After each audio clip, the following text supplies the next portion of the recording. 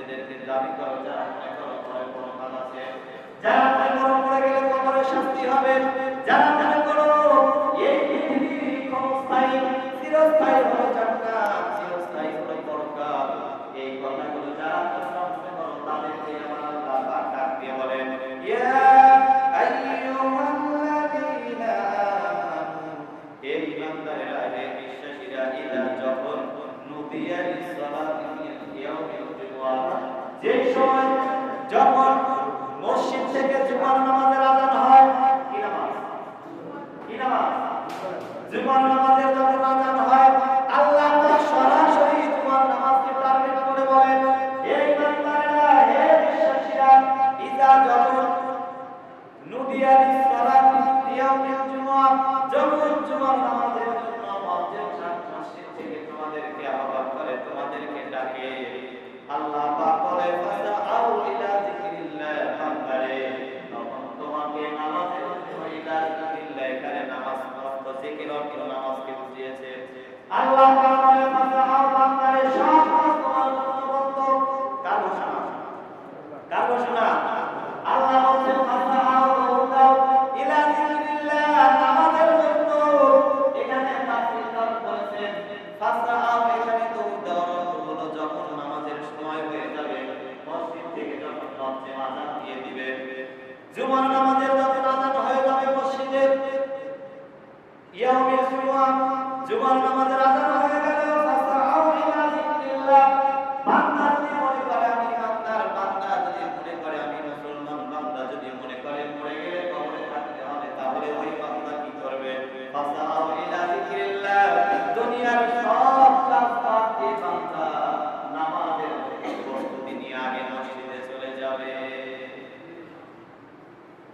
আল্লাহ পাক বলেন, যদি ইমানদার হিসেবে নিজেকে দাবি করে, যদি মুসলমান বলে নিজেকে দাবি করে, তাহলে আযান হওয়ার পর দুনিয়ার কোনো কাজ কর্ম ওর দ্বারা হতে পারে না। এখন আপনাদের কাছে আপনারা নিজেরা প্রশ্ন করবেন, আযান হওয়ার পরে কয়জন নামাজের জন্য আসার চেষ্টা করি, আর কয়জন মনে করি কাজ আছে, কাজটা ছেড়েই যায়। এই মানসিকতা কয়জনের আছে? আর আযান হওয়ার পরে নামাজের জন্য প্রস্তুতি কয়জনের?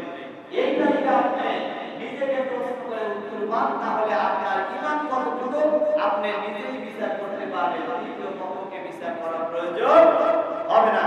কারণ এই কথাগুলো আমি না, আল্লাহ, আল্লাহ পাক, আল্লাহ পাকের কথার ভিতরে কোনো ভুল আছে? আমার মুসলমান ভাইরা, আল্লাহ পাক বলছেন ওয়াজারুল বাই, বান্দারে আযান হয়ে গেল, নামাজের জন্য তুমি প্রস্তুতি নিয়ে যাবা, নামাজের জন্য মসজিদে তুমি চলে যাবা। কারণ হলো আমি আল্লাহ পাক ঘোষণা করে দিলাম, এখানে সুন্দর করে বললেন ওয়াজারুল বাই, সকল বেচা কিনা সব কিছু আমি আল্লাহ পাক আযানের পরে নিষিদ্ধ করে দিলাম। ঘোষণাকার আওয়াজ করে বলেন ঘোষণাকার। এখানে আল্লাহ পাক বলেন ওয়াজারুল বাই, বেচা কিনা। এই বেচা কেনার ভিতরে তাফসীর কারকগণ বলেছেন, বেচা কেনা বলতে আমরা বুঝি যারা দোকানদার তারাই তো বেচা কেনা করে, আওয়াজ দিয়ে বলে ঠিক কিনা। কিন্তু মুফাসসির কারক বলেছেন এখানে বেচা কেনা হলো আযানের পরে যদি একমাত্র নামাজ ছাড়া আল্লাহর কোন বান্দা দুনিয়ার কোনো কাজে যদি নিযুক্ত করে দেয়, এই সকল কাজ বেচা কেনার ভিতরে অন্তর্ভুক্ত হয়ে যাবে। তার মানে হলো আল্লাহ পাক বলেন ওয়াজারুল বাই, সকল বেচা কেনা আমি আল্লাহ পাক নিষিদ্ধ করে দিলাম। তার মানে আল্লাহর পক্ষ থেকে আযানের পরে যদি কোনো কাজ করি, সেই কাজটা কিন্তু আমার আপনার জন্য হারাম হয়ে যাবে। আল্লাহ পাক বান্দার জন্য যা একবার বলেছেন সেটাই বান্দার জন্য ফরজ হয়ে গেল। অথচ দুঃখের বিষয় আমরা আযানের পরে দুনিয়ার কাজে ব্যস্ত হয়ে থাকি।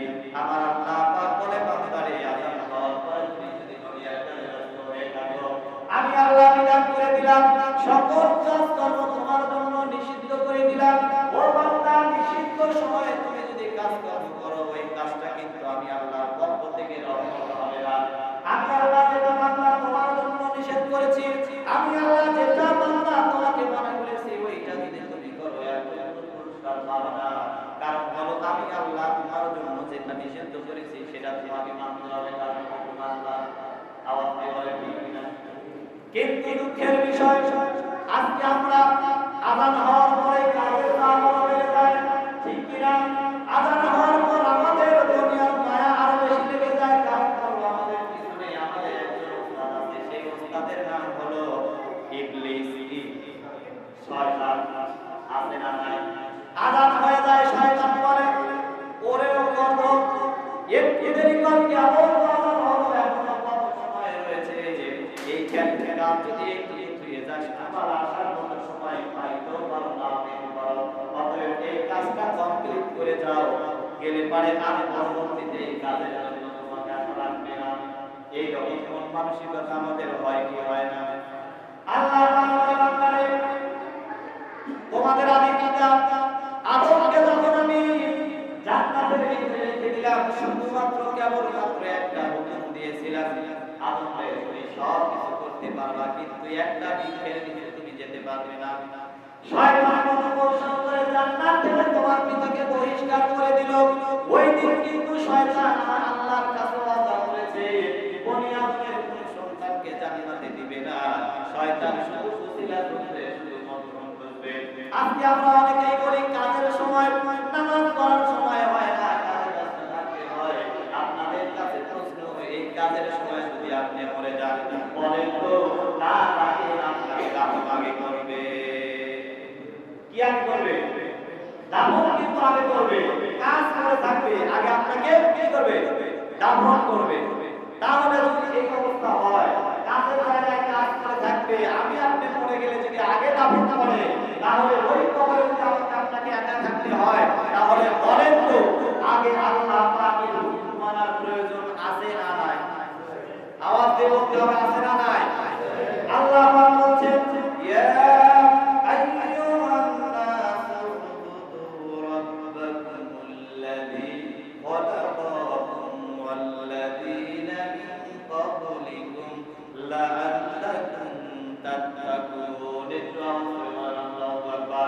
আল্লাহ পাক বলেন ইয়া আইয়ুহান নাস, হে মানুষ মণ্ডলী, হে মানুষ সকল, নাসু উবুদু, তোমরা আমি আল্লাহর ইবাদত করো। কার ইবাদত? আমি আল্লাহর ইবাদত করো। আল্লাযী, যিনি খলাকাকুম, যিনি তোমাদেরকে সৃষ্টি করেছেন, মিন ক্বাবলিকুম লাআল্লাকুম, যিনি তোমাদের সৃষ্টি করেছেন এবং তোমাদের পূর্বে যারা এসেছিল তাদেরকে যিনি সৃষ্টি করেছেন, সেই প্রভু, সেই আল্লাহর ইবাদত বন্দেগী করো। কারণ আল্লাহ পাকের ইবাদত বন্দেগী করলে পারে তোমাদের জন্য জান্নাত ওয়াজিব আছে, আর ইবাদত বন্দেগী যদি বান্দা না করো তাহলে তোমাদের জন্য জাহান্নাম ফয়সালা হয়ে যাবে। আল্লাহ পাক বলে এই যে কাজের দিনে তোমরা নামাজ পড়ো না, ও বান্দা, কাজের সময় পড়ে গেলে কিন্তু তোমাকে কবরে রাখবে। কাজের সময় আমার সোনার বান্দা, যেই জমিনে তুমি শ্রম দিলা, যেই জমিনে তুমি সময় দিলা, বান্দারে মরে গিয়ে দেখো এই জমিন কিন্তু পুরে তোমাকে রাখে না, যেই জমিনে তুমি শ্রম দিলা, এমন একটা জমিনের ভিতরে সাড়ে জায়গার ভিতরে তোমাকে সুন্দর করে সাদা কাপড় পরা চাদরের মতো পরায় রেখে দিবে। বান্দা, যেই জমিনে তুমি এত পরিশ্রম করলা, এত সার দিলা, এত যত্ন করলা, সেই জমিন তোমাকে রাখে না, জমিন তার দেহের ভিতরে আপন করে দিল। ও বান্দা, তুমি আর কেউ দেখলো না, জমিন ভিতরে তোমাকে নিয়ে নিল। এই জমিনের ভিতরে তোমার কি অবস্থা হবে পৃথিবীর কেউ জানবে না, ওই মাত্র একমাত্র কেবল মাত্র তিনি জানবেন, তিনি বলেন আমার আপনার রব আল্লাহ। আল্লাহ পাক বলেন ইয়া আইয়ুহান নাস, হে মানব মণ্ডলী, আমি আল্লাহ তোমাকে সৃষ্টি করলাম আমার গোলামীর জন্য, আমার দাসত্ব পালন করার জন্য, আমার হুকুম পালন করার জন্য।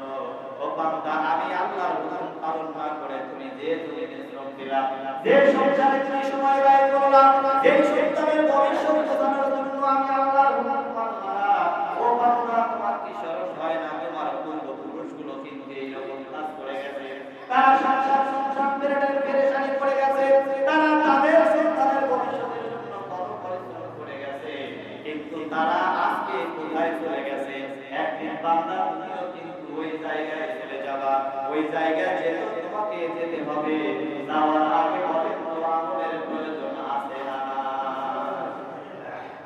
আমলের প্রয়োজন আছে। কারণ হলো আমল ছাড়া খবর কোনো কাউকে চিনবে না। হযরত দাহিয়াতুল কালবি কবরকে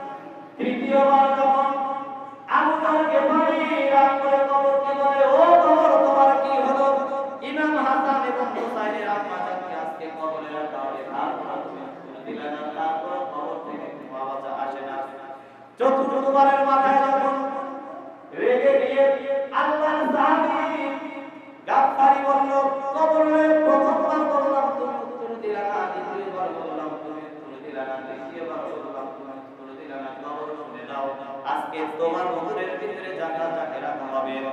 এমন একজন আদরের নবী, বিশ্বনবী জনাবে মুহাম্মদুর রাসূলুল্লাহ সাল্লাল্লাহু আলাইহি ওয়াসাল্লামের কলিজার পুত্র কন্যা মা ফাতেমাকে আজকে কবরে রাখা হবে।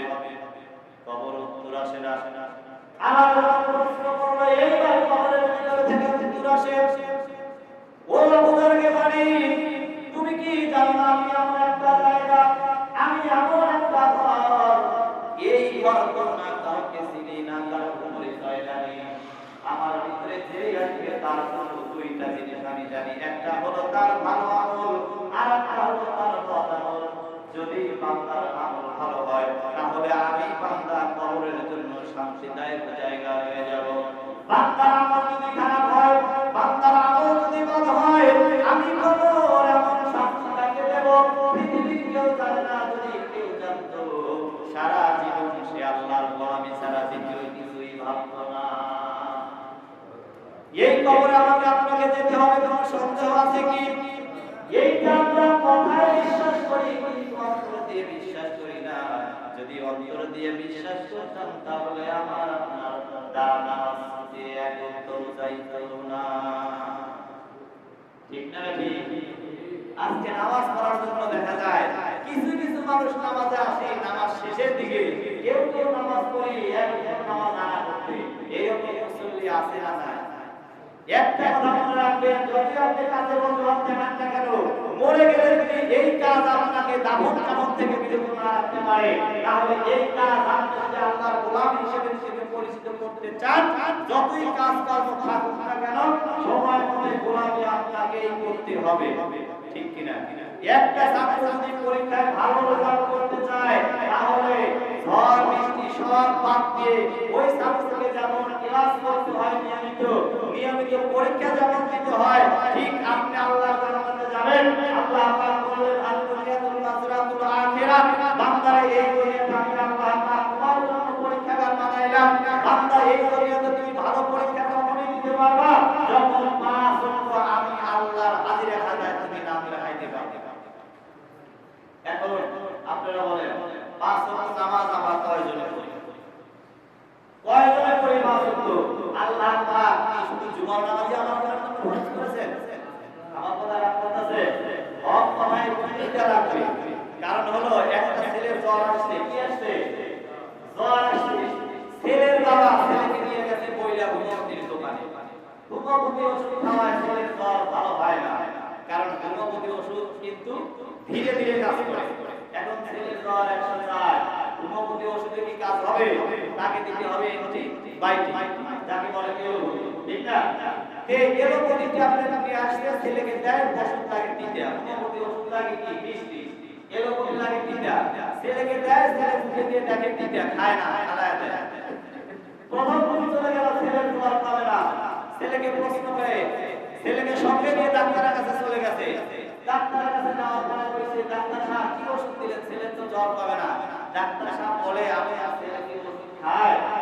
ছেলের সাথে ছেলেকে প্রশ্ন করা হলো, তোমাকে যে ট্যাবলেট দিয়েছি তুমি কি ট্যাবলেট খাইছো? ছেলে বলে, ডাক্তার সাহেব যে ট্যাবলেট দিয়েছেন এই ট্যাবলেট তো পিতিয়া, খাইতে পারে না, তার কারণে ফালা দিই। বলেন তো ট্যাবলেট যদি ফালা দেয় জ্বর সারবে? ডাক্তার ছেলের বাবাকে কইছে, আপনি ছেলেকে বাড়িতে পাঠায় দেন, আপনাকে আমি নতুন করে ওষুধ দিই। এইবার ডাক্তার ছেলের বাবাকে বলছে, আপনি 1 কেজি মিষ্টি কিনেন। কি কিনেন? 1 কেজি মিষ্টি কিনেন। আর আমি যে ওষুধগুলো দেই, এই ওষুধ আপনার ছেলে যখন ঘুম থেকে উঠবে, এই মিষ্টির ভিতরে এই অ্যান্টিবায়োটিক ট্যাবলেটগুলো ভিতরে দিয়ে দিবে। মিষ্টি খাওয়ার পরে ওষুধগুলো খায় ফেলবে, যার কারণে অসুখ সেরে যাবে। ডাক্তারের কথা মতো ছেলের বাবা 1 কেজি মিষ্টি কিনছে। পরের দিন ঘুম থেকে ছেলে উঠে দেখে বালিশের কাছে অর্থাৎ বিছানাতে সুন্দর 2টা মিষ্টি রয়েছে। ছেলে তো খুব খুশি, এতদিন মিষ্টি খাওয়াইলো না বাবা, আজকে আবার ঘুম থেকে না উঠতে আমার বিছানার পাশে মিষ্টি, আজকে কি হলো? ছেলে মিষ্টি খায়, খায়া দেখে মিষ্টির ভিতরে বিষ। মিষ্টির ভিতরে কি? ছেলে কয় এতদিন মিষ্টি খাইলাম এরকম মিষ্টি খাইলাম না, আজকে আমার আব্বা কি মিষ্টি দিল, মিষ্টি আবার মিষ্টি কে মিষ্টি গুলো সুন্দর করে রেখে দিয়েছে, খায় না। এই ছেলের বাবা আমার চলে গেছে ডাক্তারের কাছে। ডাক্তারের কাছে গিয়ে বলে, ডাক্তার প্রথম দিন ওষুধ দিলেন, ওষুধ দিয়ে কাজ হলো না, ছেলে ওষুধ খায় না। দ্বিতীয় দিন ওষুধ দিলেন, বললেন মিষ্টির ভিতরে দিলে খাবে। আমার ছেলে মিষ্টির ভিতরে ওষুধ দিয়েছি, খাইছে, কিন্তু তারপরে জ্বর সারে নাই। ছেলের বাবাকে ডাক্তার বলেছে, বাড়িতে গিয়েছে, শোনেন তো আপনার ছেলে মিষ্টি পুরোটাই খাইছে না, ফেলে দিয়েছে। বাবা বাবাকে বাড়িতে আসছে, এসে ছেলেকে বলছে, তোমাকে যে আমি মিষ্টি দিয়েছিলাম মিষ্টি খাইছো নাকি? ছেলে বলে, আব্বা জান মিষ্টি খাইছি, কিন্তু মিষ্টির ভিতরে যে বীজ ছিল এই বীজ তো আমি খাইনি। বলে বীজ যদি মারা যায় তাহলে অসুখ কতদিন সারবে? অসুখ সারবে। আজকে সমাজের ভিতরে আমরা নামাজ পড়ি, পাপ করি, নামাজ পড়ি, জেনা করি, নামাজ পড়ি, সুদ খাই, নামাজ পড়ি, ঘুষ খাই। আর মানে হলো আমরা আসল জিনিসটা না ধরার কারণে সমাজের ভিতরে আজকে এত অশান্তি আছে। এই অশান্তি দূর করতে চাইলে একটাই সমস্যার সমাধান, সেটা হলো দিতে পারে আল কোরআন। কি দিতে পারে? আল কোরআন। যখন আপনি কোরআন চলবেন তখন আপনি নামাজ নামাই দিতে পারবেন না। যখন আপনি কোরআন মানবেন তখন আপনি সুদ খাইতে পারবেন না। যখন আপনি কোরআন মানবেন তখন আপনি ঘুষ খাইতে পারবেন না। আপনি খাইতে পারবেন তখন আপনার সামনে দাঁড়াবে আল্লাহ পাকের বিধান যে ঘুষ খাবে, ঘুষ খাওয়া কি হারাম, ঘুষ খাওয়া কি। আপনি কোরআন মানলে আপনি হারাম কাজ করতে পারবেন, কিন্তু আমরা আমি বলি আমরা মুসলমান, কাজে কিন্তু আমরা মুসলমান না। যার কারণে আজকে সমাজের ভিতরে দুর্নীতি এগুলো আছে না নাই? এই সব কিছু থেকে যদি আমরা বাঁচতে চাই, একমাত্র শুধুমাত্র কেবলমাত্র একটাই সমস্যার সমাধান, সেটা হলো আল কোরআন। এই কোরআন আমরা ধরতে রাজি আছি ইনশাআল্লাহ। এই কোরআনের বিধান সমাজে কায়েম হোক, এটা আমরা চাই মুসলমান হিসেবে, কিন্তু এটা আমাদের দাবি যে আমরা মুসলমান, আমাদের সমাজ চলবে আল কোরআন দিয়ে। ঠিক কিনা? আওয়াজ দিয়ে বলেন ঠিক কিনা? এর কথাটা আমরা বলে দিবেন না, কারণ পড়ে গেলে আপনার বলা হবে ওয়ালা মিল্লাতি রাসূলিল্লাহ, আপনার বুকের উপরে হাত রেখে বলবে। ওই দিন কিন্তু কোনো দলের নাম উল্লেখ থাকবে না। থাকবে কি? ওই দিন একটাই দল, ওয়ালা মিল্লাতি রাসূলিল্লাহ, শুধুমাত্র কি আল্লাহ একমাত্র রাসূলের দলের অনুসারী। আমি আপনি দুনিয়ায় যদি রাসূলের বিরুদ্ধে, রাসূলের বিপক্ষে কাজ করে যাই, ওই দিন অনুসারী ভাইরা আছে মরা লাশ নামিয়ে নিয়ে কি করবে? এই মুসলমান ভাইরা আলোচনা করতে 5 মিনিট সময় বেশি লেগে গেছে, আপনারা রাগ করছেন, অনেকেই রাগ করছেন। কারণ হলো মসজিদের ভিতরে কিছু মুসল্লি আসে, দেখে খালি ঘড়ি